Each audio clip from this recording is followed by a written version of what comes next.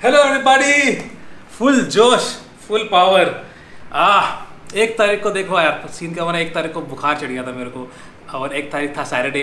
तो मैंने सैटरडे सोचा चल ठीक है, आज का दिन वेट करते हैं, सैटरडे संडे। लेकिन ये जो बुखार था ना, ये मेरे को लग रहा था कि कुछ तो डिफरेंट है, क्योंकि इसमें बहुत ज़्यादा मस्कुलर पेन होने लगी मेरे को पूरी बॉडी में। तो लेकिन ठीक है, मैंने वेट करा। सैटरडे संडे को भी बुखार था और संडे रात तक तो बुखार 100-101 तक चला गया था जब मैंने पैरासीटामोल ले ली। क्योंकि पता है पैरासीटामोल एक स्टैंडर्ड एक दवाई है, सबके घरों में होती है ना कि बुखार हुआ पैरासीटामोल ले लो ठीक हो जाएगा। लेकिन मेरे को था कि मैं वेट करता हूँ till the temperature goes to a level की लगे कि अभी पैरासीटामोल लेने की ज़रूरत है। क्योंकि जनरली मैं अवॉइड करता हूँ कि अगर 99, 99.5, 100 तक भी हो तो वेट इतना, मतलब पैरासीटामोल को इतना वैसा अब्यूज़ नहीं करना चाहिए।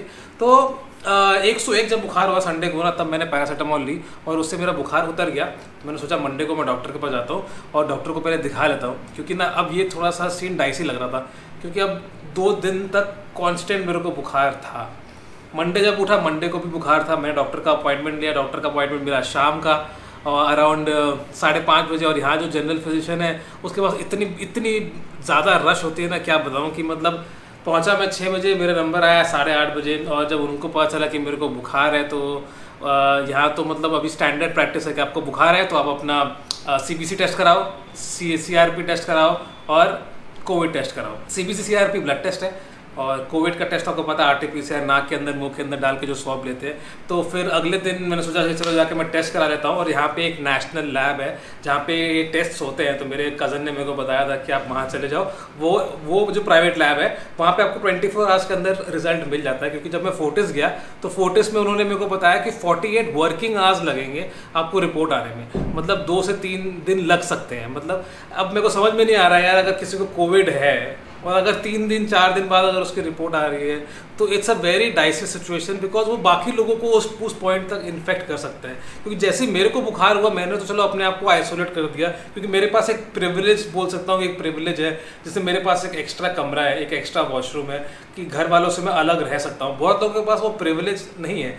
तो ये जो कोविड टेस्ट में जो ये डिले है ना, मेरे हिसाब से ये डिले होना नहीं चाहिए। मैं समझ रहा हूँ कि अभी लॉजिस्टिक डिले है क्योंकि बहुत सारा प्रेशर है हमारी मेडिकल फैसिलिटीज़ पे। बट एक डिसाइड मतलब मेरे मन में चीज़ कि नहीं होना चाहिए। आई अग्री कि there are reasons to it, I agree कि there is a problem, but nevertheless. तो फिर मैंने जो प्राइवेट लैब है उनको फ़ोन करा। उन्होंने मेरे को बोला कि आपको सुबह 8 से 9 के बीच में आना पड़ेगा तो ही आपका टेस्ट होगा, हम बाकी टाइम टेस्ट नहीं करते हैं। तो अब चलो ट्यूसडे का दिन भी मेरा चला गया। वेडनेसडे को सुबह मैं गया 8 बजे उठ के, 8 बजे क्या 7:30 बजे उठा और 8 बजे निकल गया था। यहाँ से कुछ हाफ एन आवर लगा मेरे को टेस्ट कराने गया। टेस्ट करा के आया और in the mean while doctor ने ना मेरे को एक जो स्टैंडर्ड सेट ऑफ दवाइयाँ होती है ना वो प्रिस्क्राइब कर दी थी। स्टैंडर्ड सेट मतलब जिसमें एक एंटासिड होती है, एंटीबायोटिक होती है, एंटीबायोटिक को चालू कर देते हैं, आपको एक एंटी एलर्जिक टैबलेट देते हैं और आपको एक SOS जो बोलते हैं उसके लिए आपको एक डोलो या पैरासीटामोल कि अगर बाइक से आपको बुखार चढ़े तो मैंने वो दवाइयाँ इन द मीन वाइल दवाइयाँ शुरू कर दी थी। टेस्ट करा के सीधा गया लैब, वहाँ पे जाके अपना रक्तदान ब्लड दिया और ब्लड टेस्ट भी कराया। क्योंकि यार एक्चुअली सीन ऐसा है ना कि RT-PCR tests are not 100% perfect और राइट, अगर आप बोल सकते हो तो। क्योंकि इसमें कितनी बार पॉजिटिव नेगेटिव पॉजिटिव आना बहुत लाजमी है। क्योंकि डिपेंड्स कि वो स्वैब कैसे ले रहे हैं, किस तरीके से आपका टेस्ट किया जा रहा है। तो लोग अभी क्या कर रहे हैं, स्टैंडर्ड प्रैक्टिस चाहिए कि अगर आपको बुखार है और अगर आप कंसिस्टेंट बुखार है 2-3 दिन तक तो आप ब्लड टेस्ट भी साथ में करा लो। आपके जो CRP लेवल्स है ना, वो CRP लेवल्स को चेक करना, CBC लेवल्स को चेक करना बहुत इंपॉर्टेंट है। क्योंकि अगर तो अंदर में कुछ प्रॉब्लम है ना तो वो आपके ब्लड रिपोर्ट में भी डिपिक्ट होना शुरू हो जाएगी। तो ब्लड टेस्ट का रिपोर्ट तो शाम तक ही आ गया। उसमें लगभग चीज़ें नॉर्मली थी, अंडर कंट्रोल थी, कुछ एक आधी चीज़ें ऊपर नीचे थी, बट नो प्रॉब्लम। और उस रात को तो रिजल्ट ही आया। रिजल्ट आया थर्सडे मॉर्निंग और उसमें आया डिटेक्टेड। अब ना मेरे को तो 2-3 मिनट लगे, अगर आप ये रिपोर्ट देखो उस पर लिखा हुआ डिटेक्टेड। अब मेरे को 2-3 मिनट लगे टू फिगर आउट कि डिटेक्टेड मतलब क्या। क्योंकि क्या होता है जनरली एक रिपोर्ट आती है ना, उसमें आता है डिटेक्टेड इतना, होना चाहिए इतना। मतलब होता है एक रेफरेंस वैल्यू दी होती है और एक वैल्यू दी होती है कि इतना आपका इतना है लेकिन इतने से इतना होना चाहिए, जो नॉर्मल अगर आप ब्लड टेस्ट करो तो। अब मेरे को लग रहा है कि शायद डिटेक्टेड इतना है ये होना चाहिए कि नहीं होना चाहिए, बट मैंने पापा को भेजी, पापा ने बोला कि ये this is Covid positive detected का मतलब है कि आपको कोविड है।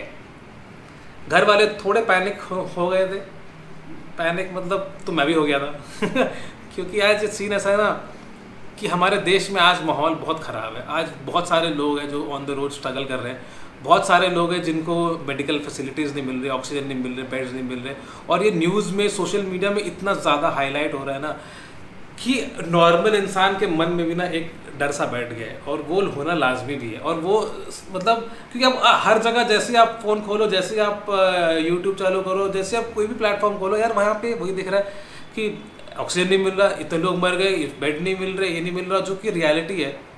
बट एक रियलिटी ये भी है कि आज 95% लोग रिकवर कर जाते हैं। That is not a problem. Statistically 95% से ज़्यादा ही होगा, मैंने चेक नहीं करा, क्योंकि जो पहली चीज़ मैंने करी जब मेरे को बुखार हुआ ना, मैंने न्यूज़ देखना बंद कर दिया, मैंने स्टेटिस्टिक्स देखना एकदम बंद कर दिए, मैंने चेक करना सोशल मीडिया बंद कर दिया। For the first time I think ये लास्ट 15 दिनों में मैंने सीरीज़ देखना शुरू किया, क्योंकि मेरे दोस्त जो मेरे को जानते हैं उनको पता है कि मैं सीरीज़ वगैरह उतना देखता नहीं हूँ, मैं ज़्यादा रियल टाइम कंटेंट कंज्यूम करने में रहता हूँ कि दुनिया में रोज़ क्या हो रहा है, कौन क्या कर रहा है, कैसे हो रहा है, मतलब और डॉक्यूमेंट्रीज कौन सी चीज़ कैसे बनती है, क्या होता है, मेरे को वो सारी चीज़ों में ज़्यादा इंटरेस्ट है। तो मेरे को लगता है यार ये सीरीज़ वीरीज़ देख के ज़्यादा टाइम पास ही होगा, अभी 6 घंटे बर्बाद हो जाएंगे, मतलब क्या था, एक मतलब फिक्शन ही है। बट इस बार मैंने कॉन्शियस डिसीजन वो लिया फर्स्ट थिंग कि मैंने सारा सोशल मीडिया बंद कर दिया। मैंने अपने आप को इस रूम के अंदर आइसोलेट कर रखा था सैटरडे से ही, जिस दिन मेरे को बुखार हुआ। अब ये मेरा बन गया द कमरा फॉर द नेक्स्ट, आज 17th है, 17th ऑफ मई। तो लास्ट 17 दिनों से मैं इस कमरे के अंदर अपने आप को मैंने लॉक करा हुआ है। मैंने एक बाहर चेयर रखी हुई है, चेयर के ऊपर मैं अपनी प्लेट रख देता था, मास्क पहन के गेट खोलता था, चेयर पे प्लेट रख दी, मम्मी ने खाना डाल दिया, सामान डाल दिया, काढ़ा डाल दिया, मैंने खाना अंदर ले लिया, खाना खाया, प्लेट धोई वॉशरूम में, और सामान यहाँ पड़ा हुआ है। तो अभी मैं एक आपके साथ शेयर भी करता हूँ यार, एक दिखाता हूँ कि कौन सी चीज़ें हैं जो कोविड के टाइम में एब्सोल्युटली मेरे को बहुत नेसेसरी लगी, बहुत काम में आई। यही मेरा एंटरटेनमेंट सोर्स है, जिसमें मैंने बैठ के बहुत सारी मूवीज़, सीरीज़, डॉक्यूमेंट्रीज़ सब बैठ के इसी पे देखता रहा पूरे दिन। यहीं बेड पे सोया, यहीं उठ के अपना काम किया। पीछे आप देख रहे हो सामान, तो अभी सामान अगर मैं बताऊँ तो ये वाटर जो कैनी बोलते हैं, कैनी पानी दी कैनी, अभी इसको ढक्कन खोल के बाहर रख देता था, मम्मी से पानी भर देती थी ऊपर से, और भरने के बाद ये यहाँ आ गया।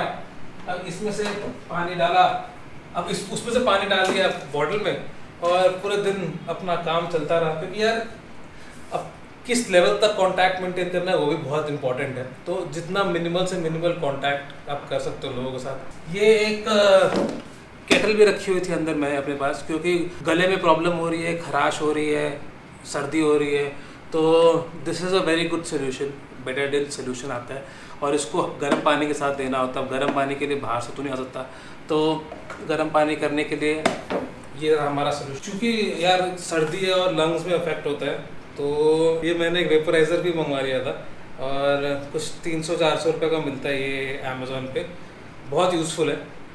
मेरे पास वो जो ग्रीन कलर की टैबलेट्स आती है ना, वो ग्रीन कलर की टैबलेट इसमें डालो, थोड़ा दिन में 2 बार 3 बार भाप ले लो। ये सैनिटाइज़र तो इम्पोर्टेंट था ही, क्योंकि अभी जो भी चीज़ हाथ लगा रहा हूँ किसी और को इन्फेक्ट ना हो, किसी और तक जाए ना, तो सैनिटाइज़र ज़रूरी था। ये मंगाया था मैंने ब्लड ऑक्सीमीटर, अभी ये अमेज़ोन से मंगवाया, डॉक्टर वाकू, कुछ 2000-2200 रुपये का आया, बहुत ही ओवर प्राइस्ड है ये। प्रॉब्लम ओवर प्राइस की नहीं है, प्रॉब्लम है कि यार ये ना दिमाग कभी कभी बहुत ख़राब कर देता है, ये कुछ भी दिखाता है कभी कभी। तो इसको यूज़ करना ना, मतलब इट्स वेरी इंपॉर्टेंट कि आप अपने ब्लड ऑक्सीजन लेवल्स को मॉनिटर करो कोविड के दौरान।